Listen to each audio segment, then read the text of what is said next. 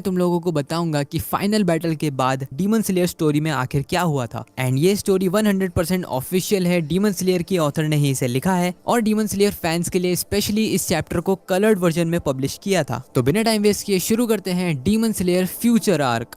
तो time skip के पहले हमें दिखाई जाती है एक झोपड़ी जहां पर तांजीरो, जेनित्सु, नेजुको और इनोस्के सारे लोग साथ में रहते थे। और उसके बाद हम लोग देखते हैं एक टाइम स्किप। हम देखते हैं एक फुल्ली मॉडर्नाइज्ड और डेवलप्ड सिटी को। ये टाइम स्किप लगभग 3 जनरेशंस के बाद का है, यानी कि 100-150 साल के आसपास। हम लोग सबसे पहले देखते हैं एक 16 साल के लड़के को जिसका नाम है कनाटा कमाडो, जो कि तांजीरो कामाडो का डायरेक्ट डिसेंडेंट है। कनाटा जो कि अपने घर में सबसे बड़ा बेटा है, वो अपने छोटे भाई सुमी ही को कमाडो को जगाने की कोशिश करता है, जो कि एक्चुअल में उसका छोटा भाई है, लेकिन वो एग्जैक्टली तांजीरो की तरह दिखता है। कनाटा अपने छोटे भाई से बोलता है कि जल्दी से उठ जाओ वरना आज तुम स्कूल के लिए लेट हो जाओगे, जिस पर सुमी ही को जो कि छोटा भाई है वो कहता है कि मैं बिल्कुल जागा हुआ हूँ, जबकि वो पूरी तरीके से नींद में था। ये सुनते ही कनाटा अकेला ही स्कूल चला जाता है क्योंकि सुमी ही को अब 15 साल का हो गया था और वो कोई बच्चा नहीं है। जिसके बाद हम लोग देखते हैं हमारे फेवरेट जेनित्सु का फ्यूचर का घर, जो कि टोक्यो में था। वैसे ये सारे इवेंट्स टोक्यो में ही हो रहे हैं, तो हाँ टोक्यो में। हम लोग देखते हैं जेनित्सु के डायरेक्ट डिसेंडेंट योशितेरु अगात्सुमा को, जो कि उसके ग्रेट ग्रैंडफादर जेनित्सु की ऑटोबायोग्राफी पढ़ रहा था। तो बेसिकली तुम लोगों को पता ही होगा कि जेनित्सु ने फाइनल फाइट में डीमन स्लेयर मार्क अनलॉक नहीं करा था, तो वो 25 साल से ज्यादा जिया था और इसी वजह से उसने खुद के ऊपर एक ऑटोबायोग्राफी लिखी थी, जिसमें उसने खुद को प्रोटैगनिस्ट बनाकर जितने भी डीमन से रिलेटेड इवेंट्स हुए हैं उन सभी को उस बुक में लिखा है। फिर योशितेरु जो कि जेनित्सु का ग्रेट ग्रैंडसन है, वो उस ऑटोबायोग्राफी को पढ़कर खत्म करता है और रोने लगता है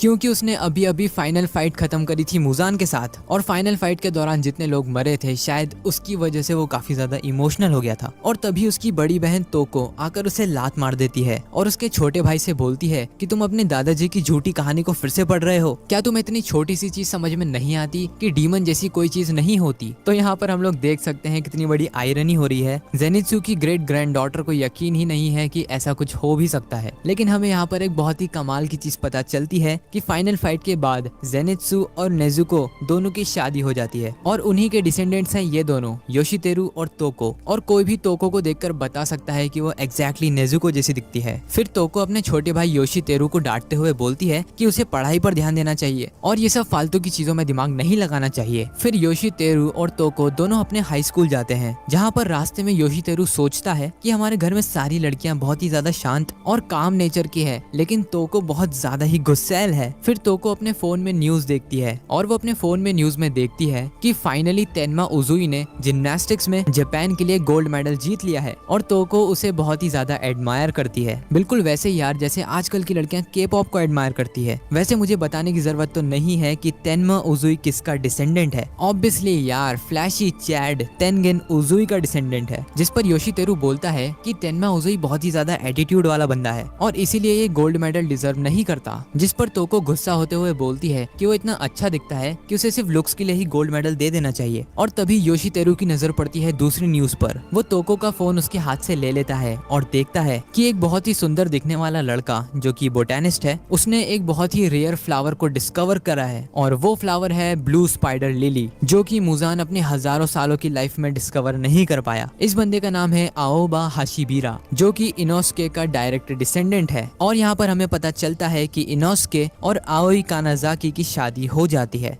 और ये उन दोनों का ही डिसेंडेंट है। एंड क्योंकि इनोस्के ने भी डीमन स्लेयर मार्क अनलॉक नहीं करा था, इसलिए वो भी 25 साल से ज्यादा ही जिया है। फिर हमें पता चलता है कि डीमन किंग मुजान किबुत्सुजी क्यों कभी ब्लू स्पाइडर लिली को खोज नहीं पाया था। तो ऐसा इसलिए था क्योंकि एक एक्सट्रीमली रेयर प्लांट है जो कि साल में सिर्फ 1 या 2 दिन के लिए ही खिलता है और वो भी डे लाइट में। रात में उसका खिलने का कोई स्कोप है ही नहीं। एंड क्योंकि मुजान सन के नीचे नहीं जा सकता था, इसीलिए शायद वो ब्लू स्पाइडर लिली को कभी खोज ही नहीं पाया। एंड हम लोग देखते हैं कि जो इनोस्के का डिसेंडेंट है उसने गलती से ब्लू स्पाइडर लिली को हैंडल करने में कोई गलती कर दी, जिस वजह से उसे मीडिया के सामने आकर सॉरी बोलना पड़ा और बहुत ज्यादा क्रिटिसिज्म का सामना भी करना पड़ा। ये देखकर योशितेरु पूरी तरीके से घबरा जाता है क्योंकि उसे लगा था कि इतनी सुंदर ये एक लड़की है, जिस पर उसकी बहन तोको उसे डांटते हुए बोलती है कि वो कोई लड़की नहीं है, वो लड़का है। और ये सुनते ही वो शॉक हो जाता है और इससे हमें पता चलता है कि योशितेरु भी अपने ग्रेट ग्रैंडफादर जेनित्सु की तरह ही परवर्ट है। फिर तोको और योशितेरु आगे बढ़ते हैं अपने हाई स्कूल की तरफ एंड उन्हें रास्ते में दो क्यूट से ट्विंस दिखते हैं जो कि रिजेंबल कर रहे थे मुइचिरो तोकितो और उसके भाई को। उन दोनों ट्विंस ने जो ब्लैंकेट्स ओढ़ रखी थी वो भी एग्जैक्टली टोकितो ट्विंस की तरह ही थी। तभी योशितीरो के पास से दो सुंदर लड़कियां निकलती हैं जिन्हें देखकर उसका दिल गार्डन गार्डन हो जाता है और वो दो लड़कियां रिजेंबल कर रही थी शिनोबू और उसकी बड़ी बहन को। योशितीरो कहता है कि मैं जानता हूँ कि ये दोनों शिकरी गर्ल्स स्कूल से हैं, जिस पर उसकी बहन तोको बोलती है कि वो बहुत ज्यादा क्रीपी है। लेकिन तोको जैसे ही तांजीरो के डिसेंडेंट तनाका को देखती है वो बहुत ज्यादा खुश होकर उसके पास चली जाती है और कनाता को बताती है कि आज वो कितना ज्यादा क्यूट लग रहा है। तो यहाँ पर देखकर तो ऐसा ही लग रहा है कि ये दोनों कपल्स हैं, लेकिन मुझे यहाँ पर दिक्कत ये लग रही है कि इन दोनों के ग्रेट ग्रैंड फादर और ग्रेट ग्रैंड मदर्स रियल भाई बहन रह चुके हैं, तो शायद ये बात इन दोनों को ना पता हो। खैर, योशितीरो यहाँ पर गुस्से में बोलता है कि वो काला जादू सीख रहा है, तो कनाता की भलाई इसी में है कि वो थोड़ा बच कर रहे, जिस पर तोको उसे डांट देती है। फिर ये तीनों अपने हाई स्कूल के रास्ते पर निकल पड़ते हैं और पास ही में एक किंडरगार्टन को देखते हैं जहाँ पर एक बहुत ही बड़ा और बॉडी बिल्डर इंसान बच्चों को संभाल रहा था और ये बंदा द बीस्ट स्टोन हाशिरा ग्योमे को रिप्रेजेंट कर रहा था। एंड योशितेरू यहाँ पर बोलता है कि ये बंदा इस जॉब में बिल्कुल ही अजीब लग रहा है, ये इतना बड़ा है कि इसे बॉडी बिल्डिंग में होना चाहिए, ना कि छोटे छोटे बच्चों को संभालना चाहिए। फिर तोको कनाता से पूछती है कि अगर आज शाम वो फ्री है तो वो दोनों कहीं खाने बाहर जा सकते हैं, क्योंकि रास्ते में उसने एक बहुत ही अच्छा रेस्टोरेंट देखा है और वो रेस्टोरेंट दो कपल्स चलाते हैं जिसमें लड़की के बाल पिंक है और लड़का काफी अजीब है और उसकी आंखें भी दो अलग अलग कलर्स की है। और यहाँ पर बात हो रही थी दी हाशिरा कपल्स ओबोनोई और मित्सुरी की। वैसे अगर तुम लोगों ने मुजान की फाइनल फाइट देखी होगी तो तुम्हें पता होगा कि ये दोनों जब मारे जाते हैं तब ओबोनोई और मित्सुरी दोनों की ही आखिरी विश होती है कि वो वापस से जन्म लें और वापस से कपल्स बने, लेकिन इस बार अच्छी और पीसफुल लाइफ जिए, जो कि फ्यूचर में हम लोग देख सकते हैं सच हो चुका। The Rupees 1 store is live. This is your cue to open the app now. Breakfast essentials delivered to your doorstep on Instamart.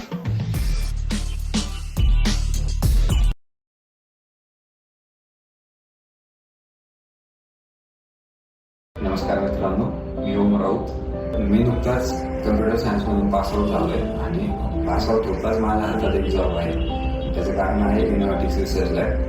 मी माझ्या 4th इयरमध्येच ठरवलं होतं की मला करिअर हे डेटा डोमेनमध्येच करायचं आहे आणि त्यासाठी मी वेगवेगळ्या क्लासेसमध्ये इक्वायरी आणि त्यांचा रिसर्च करत होतो.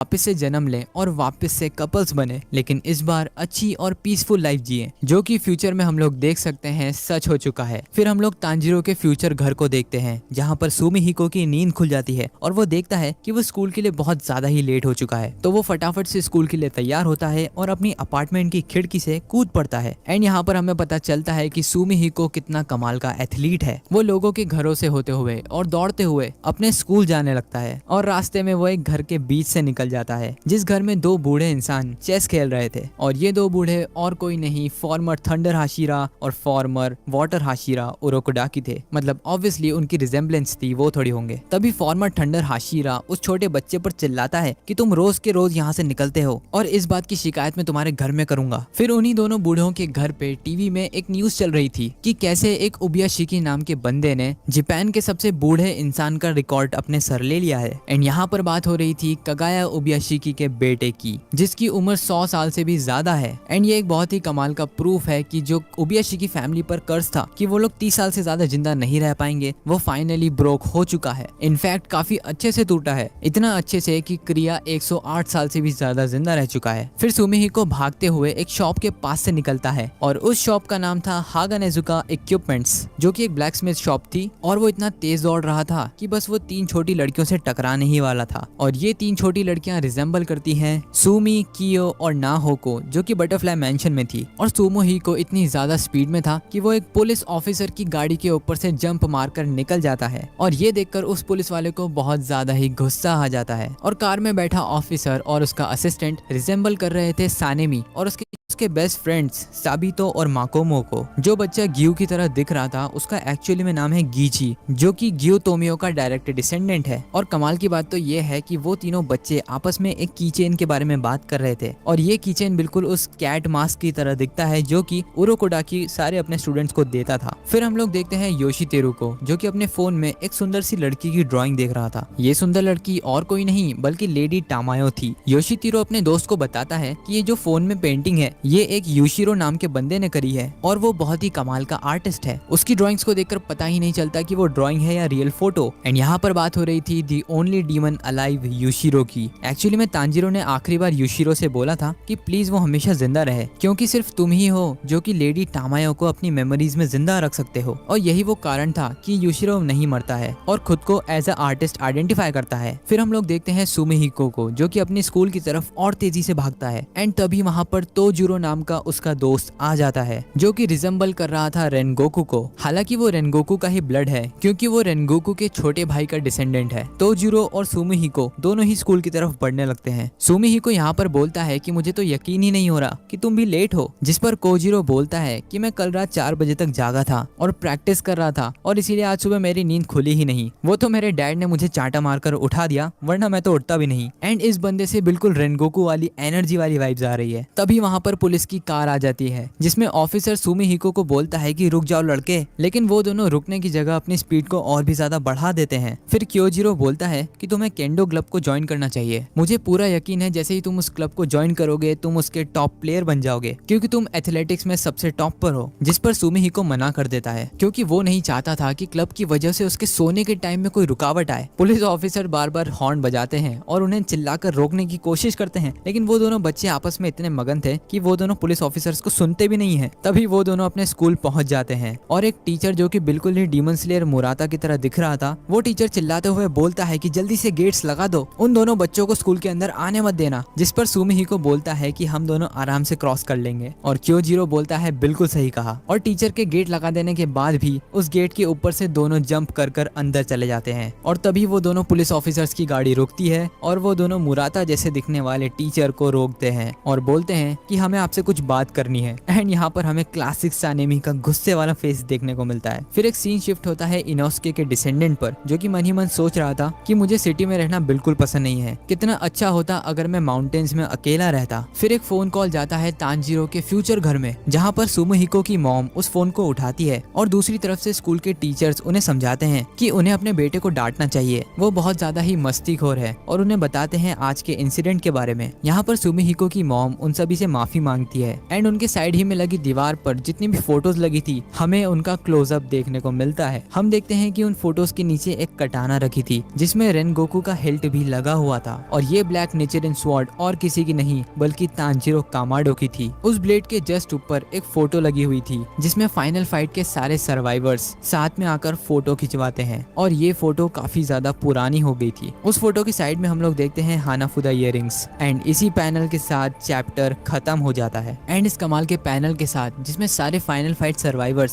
साथ ही में खड़े होकर स्माइल कर रहे हैं, फाइनली डीमन स्लेयर की एपिक स्टोरी खत्म हो जाती है। वैसे ये जो डीमन स्लेयर स्टोरी का फ्यूचर आर्क है जो कि मात्र 24 पेजेस का था, पर्सनली मुझे काफी ज्यादा पसंद आया, क्योंकि स्टोरी में जितने भी हमारे फेवरेट कैरेक्टर्स थे उन सभी के बारे में हमें आगे पता चला कि आगे उनके साथ हुआ क्या। और मुझे लगता है कि बहुत सारे मांगा आर्टिस्ट को ये करना चाहिए, स्पेशली जब आप एक बहुत ही लंबी और एपिक सीरीज को बनाते हो। खैर मुझे इस फाइनल चैप्टर्स की बहुत सारी चीजें और भी अच्छी लगी, जैसे कि जेनित्सु का जो डिसेंडेंट है वो भी बिल्कुल उसी की तरह है। तांजीरो, इनोस्के सबके डिसेंडेंट बिल्कुल उन्हीं की तरह है, लुक्स में या कैरेक्टरिस्टिक्स में। एंड जब मैं इस चैप्टर को पढ़ रहा था तब मेरे मुंह पे एक छोटी सी स्माइल कॉन्स्टेंटली बनी हुई थी, और शायद यही ऑथर का गोल था। खैर मुझे पूरी डीमन स्लेयर सीरीज बहुत ज्यादा पसंद आई, एंड स्पेशली ये फ्यूचर आर्क। एंड वीडियो को खत्म करने से पहले मैं तुम लोगों को बताना चाहूंगा कि मेरी जो आर्क एक्सप्लेनेशन वाली वीडियोस थी, मतलब इन्फिनिटी कैसल वाली और हाशिरा ट्रेनिंग वाली, इन सारी वीडियोस पर कॉपीराइट स्ट्राइक लग गया था, इसीलिए अभी तुम लोगों को चैनल पर देखने को नहीं मिलेगी। एंड यही वो कारण था कि मैं इतने टाइम से इनएक्टिव भी था, बट मैंने उन्हें फाइनली रीअपलोड कर दिया है एंड होपफुली इनके ऊपर कॉपीराइट स्ट्राइक नहीं पड़ेगी। खैर आज की वीडियो के लिए सिर्फ इतना ही। अगर तुम लोगों को वीडियो पसंद आई है तो तुम लोग जानते हो क्या करना है। एंड बस guys, thank you for watching this video.